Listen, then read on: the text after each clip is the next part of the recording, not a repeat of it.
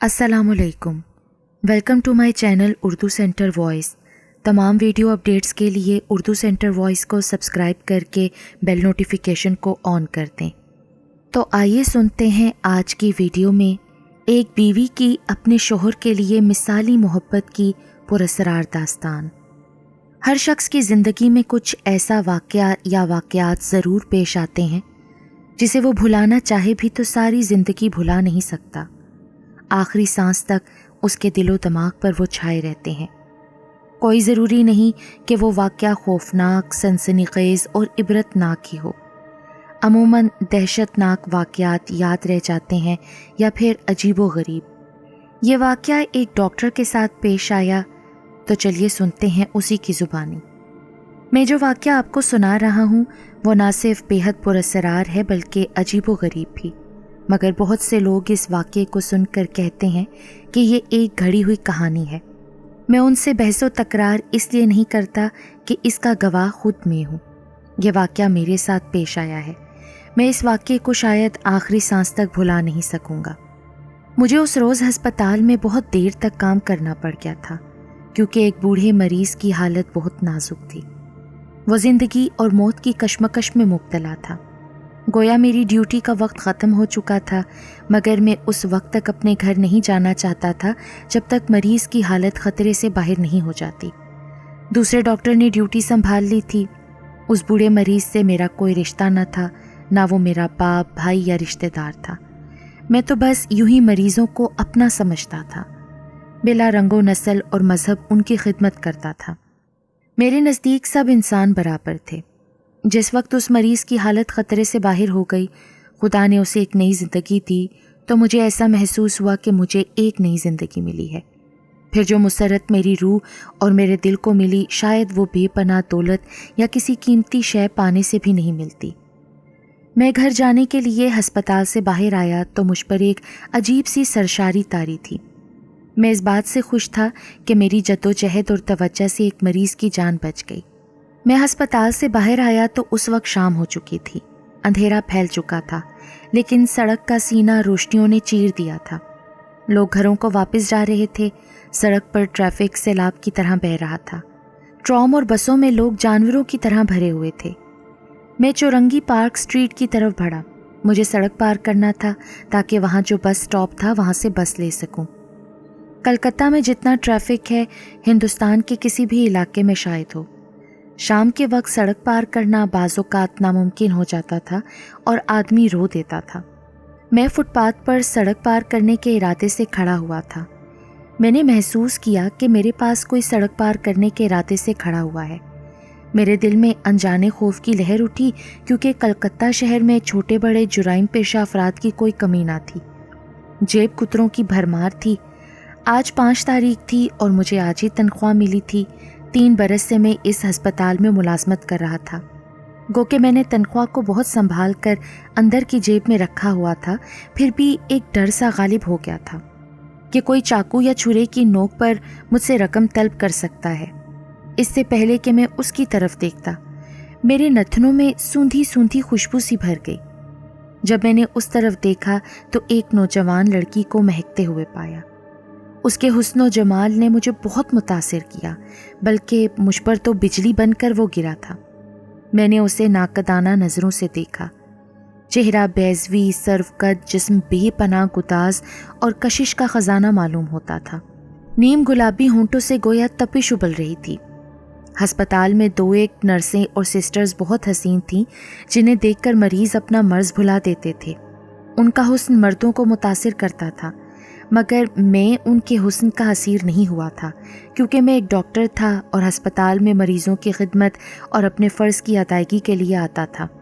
और फिर हसीनों जमील लड़कियां और औरतें अक्सर नज़र आती रहती थीं, लेकिन मैंने ऐसी गहरी और नीली आंखें कभी नहीं देखी थीं। चेहरे के खदो खाल में ना सिर्फ तीखापन था, बल्कि इस कदर जाज़बियत और दिलकशी थी कि मेरे दिल पर ये सब क़यामत ढाने लगे। उसके गुदाज लबों पर एक तबस्सुम रक्सा था।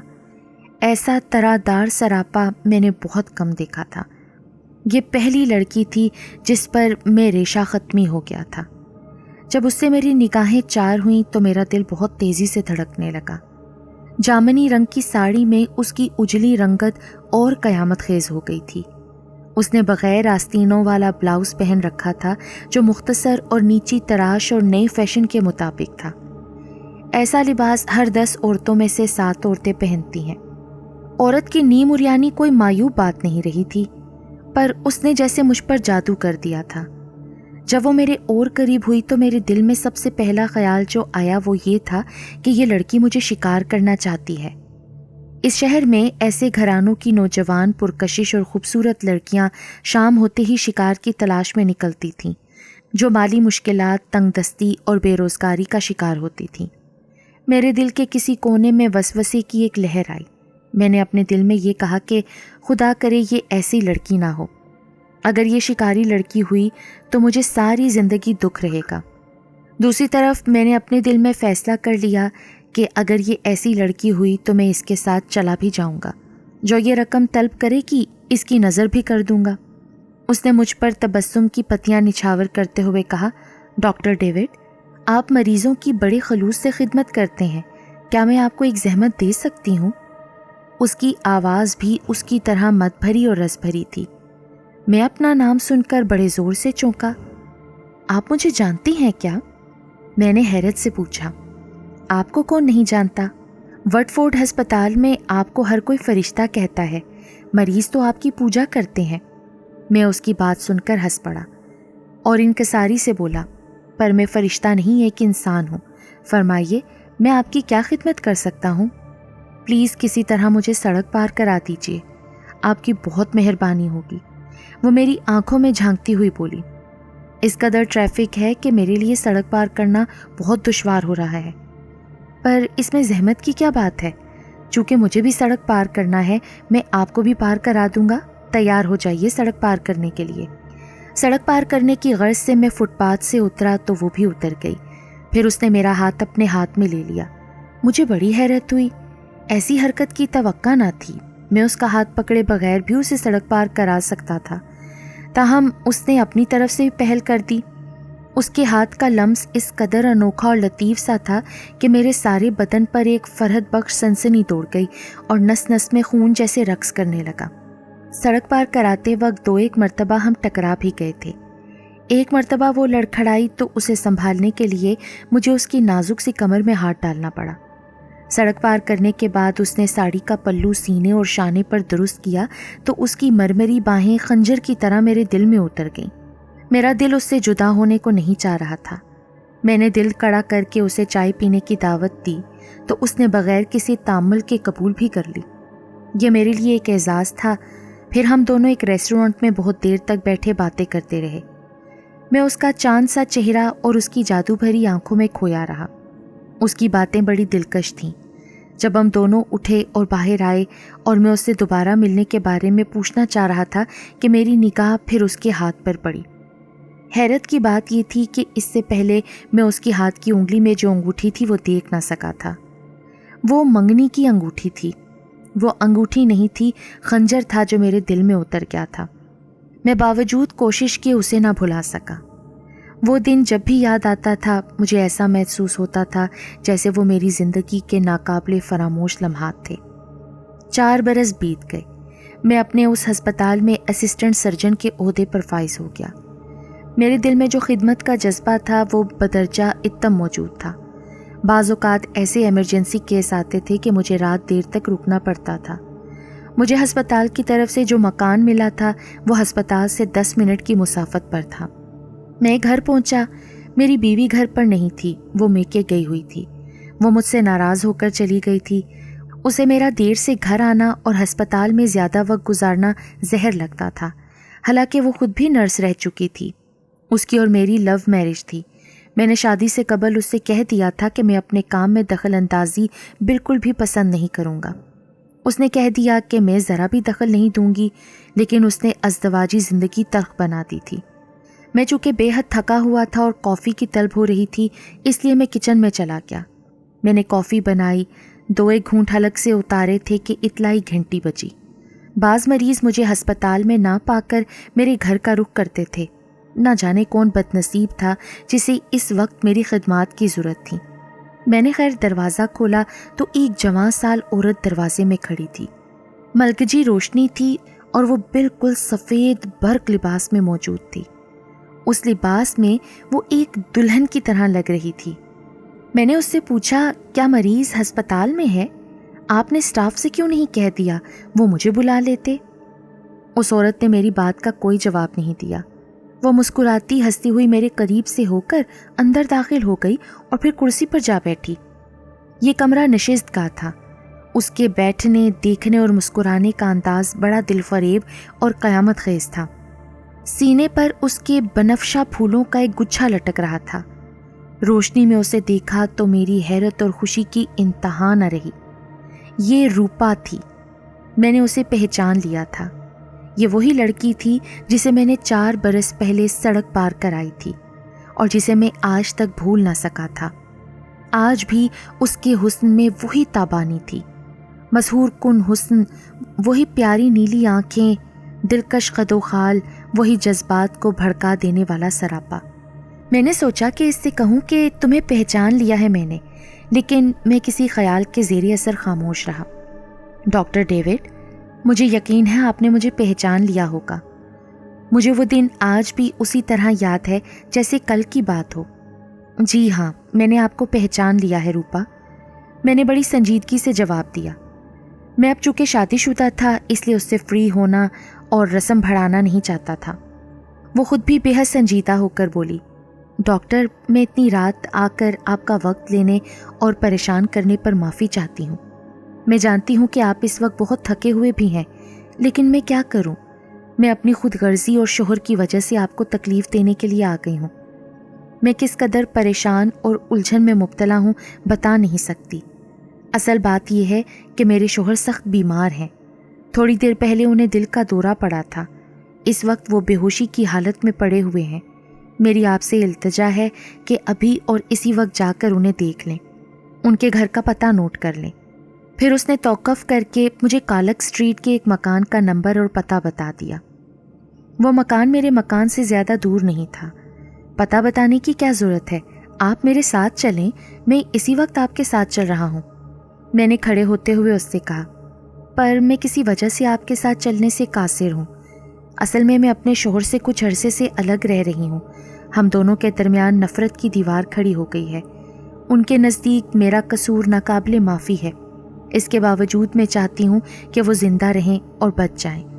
میں نے اپنا بریف کیس کھول کر اس کا جائزہ لیتے ہوئے اس سے کہا، روپا، آپ کے شوہر کو آپ سے کتنی ہی نفرت کیوں نہ ہو، پر اس وقت آپ کا ان کے پاس رہنا اشد ضروری ہے کیونکہ انہیں دل کا دورہ پڑا ہے. ایسی حالت میں آپ انہیں چھوڑ کر چلی آئی ہیں، یہ بات تو بہت غلط ہے. ڈاکٹر پلیز، یہ وقت باتوں کا نہیں ہے. جتنا جلد ہو سکے آپ وہاں پہنچنے کی کوشش کریں، بڑی نوازش ہوگی. لیکن ایک بات میری سمجھ میں نہیں آ رہی ہے کہ آپ کو اپنے شوہر کی علالت کی خبر اتنی رات کے کیسے مل گئی؟ کس نے دی آپ کو یہ خبر، جبکہ آپ تو ان سے الگ رہتی ہیں؟ دل سے دل کو راہ ہوتی ہے نا ڈاکٹر، یہ میرے دل کا کہنا ہے. میرے دل نے کبھی بھی مجھ سے غلط بیانی نہیں کی.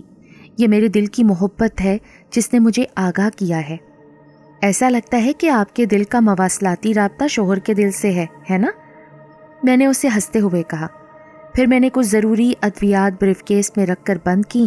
پھر اس سے کہا کہ چلیے، میں آپ کا حکم بجا لاتا ہوں اور آپ کے دل کے کہنے کے مطابق وہاں جاؤں گا، اور پھر میں پہلے آپ کو آپ کے گھر چھوڑ دوں گا. اس وقت شہر کی سڑکیں ویران، سنسان اور بے حد خطرناک ہو جاتی ہیں. چوراہے پر اچکے اور راہزن گھومتے رہتے ہیں، اور آپ ایک جوان عورت ہیں. وہ اس بات کے لیے بھی تیار نہ تھی کہ میں اسے اس کے گھر پر چھوڑ دوں. وہ تکرار کے لہجے میں بولی، پلیز ڈاکٹر، آپ میری فکر نہ کریں.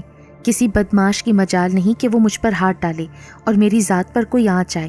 اس وقت آپ کا یہ فرض بنتا ہے کہ جتنا جلد ہو سکے میرے شوہر کے گھر پہنچیں، کیونکہ یہ دل کا معاملہ ہے.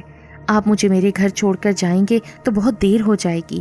کہیں ایسا نہ ہو کہ ان کی طبیعت اور بگڑ جائے. پھر مجھے خیال آیا کہ کیوں نہ میں اس کا پتہ لے لوں، تاکہ واپس آ کر اسے ٹیلی فون پر یا ذاتی طور پر جا کر اس کے شوہر کی طبیعت کی اطلاع اسے دے دوں گا. اگر وہ میری بیوی کی موجودگی میں خیریت پوچھنے آئی تو میری بیوی اس کے حسن کو دیکھ کر نہ صرف جل جائے گی بلکہ تہمت بھی لگا دے گی. میں نے اس سے کہا کہ اچھا آپ مجھے اپنا پتہ بتا دیں تاکہ میں آپ کو شوہر کی خیریت سے آگاہ کر سکوں، آپ کو یہاں تک آنے کی زحمت نہیں کرنی پڑے گی۔ پھر وہ میری بات سن کر معنی خیز انداز سے مسکراتی، پھر بولی چلیے یا آپ میرا پتہ نوٹ کر لیں، لیکن میرا پتہ معلوم کر کے آپ کو کوئی خوشی نہیں ہوگی۔ میں نے لیٹر پیڈ اور قلم اٹھا کر اسے دے دیا۔ اس نے اپنا پتہ اور ٹیلی فون نمبر لکھ کر پیڈ واپس کیا تو میں نے اسے دیکھے بغیر ہی میز پر رکھ دیا۔ پھر جوتے پہننے لگا۔ اس نے میرا انتظار بھی نہیں کیا اور وہ باہر نکل گئی۔ میرا خیال تھا کہ وہ باہر شاید میرا انتظار کر رہی ہوگی، پر میں جب باہر آیا تو وہ موجود نہ تھی۔ میں نے سڑک پر پہنچ کر اسے متلاشی نظروں سے چاروں طرف دیکھا۔ وہ مجھے کہیں جاتی ہوئی دکھائی نہ دی۔ مجھے یقین نہیں آیا کہ اپنے شوہر کو اس قدر چاہنے والی عورت اس قدر خود غرض بھی ہو سکتی ہے۔ غصہ بھی آیا مجھے اس پر۔ میں اس محلے میں کئی بار جا چکا تھا، اس لیے پیدل ہی چل پڑا۔ جب میں اس مکان پر پہنچا تو مجھے یہ دیکھ کر نہ صرف حیرت ہوئی بلکہ غصہ بھی آیا۔ پورا مکان اندھیرے میں ڈوبا ہوا تھا، کہیں سے بھی روشنی کی جھلک نہیں آ رہی تھی۔ یہ ناقابل یقین بات تھی کہ ایک شخص پر دل کا دورہ پڑا ہو اور گھر والوں نے اس کا کوئی اثر نہیں لیا، گھوڑے بیچ کر سو رہے ہیں۔ مجھے لگا کہ شاید روپا نے میرے ساتھ کوئی سنگین قسم کا مذاق کیا ہے، جو مجھے اس وقت سخت ناگوار لگا۔ آج 1 اپریل بھی تھا۔ میں نے سوچا کیوں نہ دستک دے کر پوچھ ہی لوں۔ میں نے دروازے پر بڑے زور سے 3 مرتبہ وقفے سے دستک دی۔ تھوڑی دیر کے بعد دروازے کے نیچے سے روشنی جھانکنے لگی، پھر آہٹ ہوئی، پھر ایک نسوانی آواز نے تحیر زدہ لہجے میں پوچھا کون ہے؟ میرے جواب دینے سے پیشتر دروازہ کھلا۔ ایک معمر عورت میرے سامنے کھڑی تھی۔ اس کے سر کے سارے بال سفید تھے۔ میں نے کہا خاتون، میں ڈاکٹر ڈیوڈ ہوں، مسٹر ہربرٹ یہاں رہتے ہیں؟ وہ سخت بیمار ہیں، ان پر دل کا دورہ پڑا ہے۔ میں ایک خاتون کی اطلاع پر یہاں آیا ہوں۔ وہ میرا بیٹا ہے، بالکل ٹھیک ہے۔ جس کسی نے بھی آپ کو اطلاع دی اس نے آپ کے ساتھ مذاق کیا ہے۔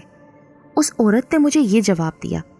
اچھا پر بیٹا 1 منٹ، اتنا کہہ کر وہ اندر چلی گئی۔ مجھے اس کی بیوی پر بہت طیش آیا۔ تھوڑی دیر کے بعد وہ عورت آئی تو بدحواس سی تھی اور اس کا چہرہ متغیر تھا۔ وہ تشویشناک لہجے میں بولی، واقعی میرا بیٹا؟ اس وقت وہ ایک جملہ ہی کہہ نہ سکی، اس کی آواز بھر آ گئی۔ چند لمحوں کے بعد کمرے میں داخل ہوا تو دیکھا کہ ایک شخص جس کی عمر 30 برس کی ہوگی زمین پر بے ہوشی کی حالت میں پڑا ہوا ہے۔ میں نے اسے اٹھا کر بستر پر لٹایا، پھر اس کا معائنہ کیا۔ خطرے والی بات نہ تھی۔ میں نے اسے 2 انجیکشن دیے، اپنے پاس سے دوا دی، پھر اس عورت کو اپنا ٹیلی فون نمبر دیا کہ طبیعت دوبارہ خراب ہونے کی صورت میں مجھے اطلاع دے دی جائے، میں ایمبولینس بھیج دوں گا۔ میں جب اپنے گھر واپس آیا تو میرا پورا گھر بنفشہ پھولوں کی بھینی بھینی خوشبو سے مہک رہا تھا۔ حیرت کی بات یہ تھی کہ پارو جب آئی تھی تو اس کے سینے پر بنفشہ پھولوں کا ایک گچھا تھا، جاتے وقت گر گیا تھا اور اسے خبر بھی نہ ہو سکی تھی۔ میں نے اسے اٹھا کر میز پر رکھ دیا۔ پھر میں دوسرے دن اس کا معائنہ کرنے کے لیے گیا۔ اس کے کمرے میں دیوار پر ایک بہت بڑے فریم میں ایک تصویر لگی ہوئی تھی۔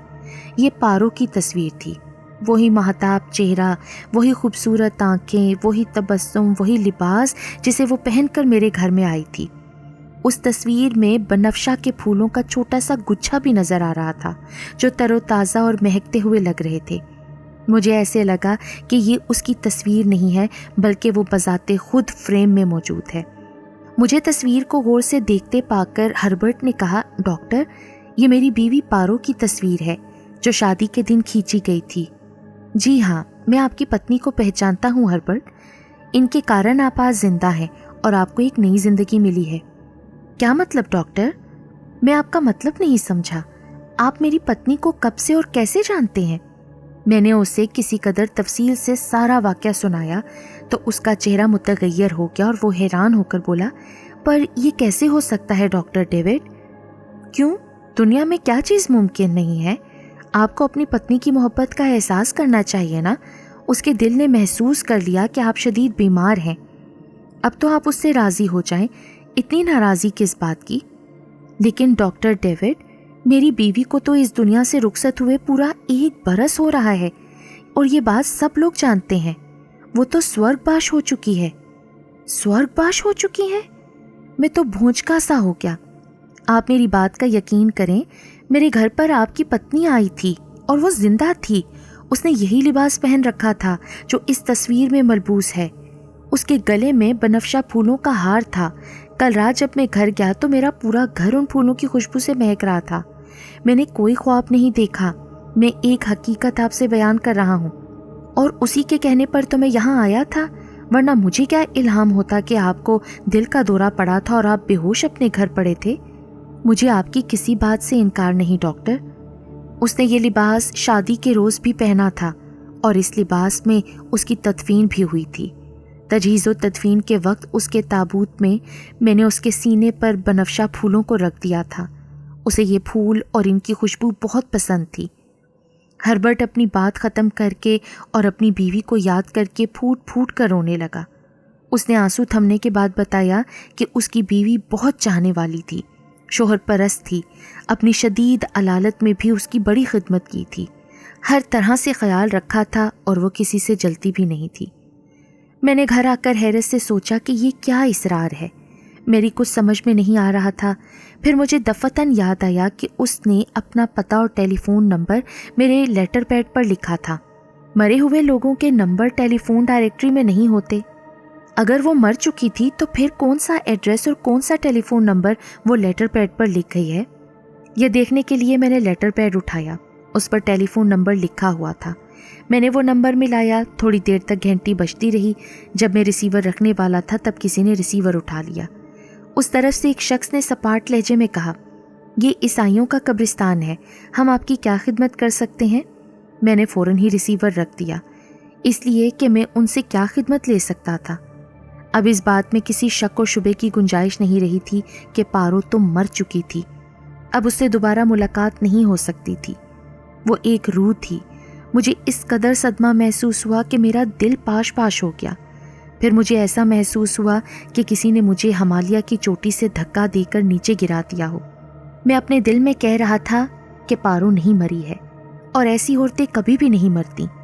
وہ ان لاکھوں عورتوں کے لیے ایک مثال ہے جو زندہ رہنے کے باوجود اپنے شریف شوہروں کو چھوڑ دیتی ہیں، جیسے میری بیوی نے مجھے چھوڑا۔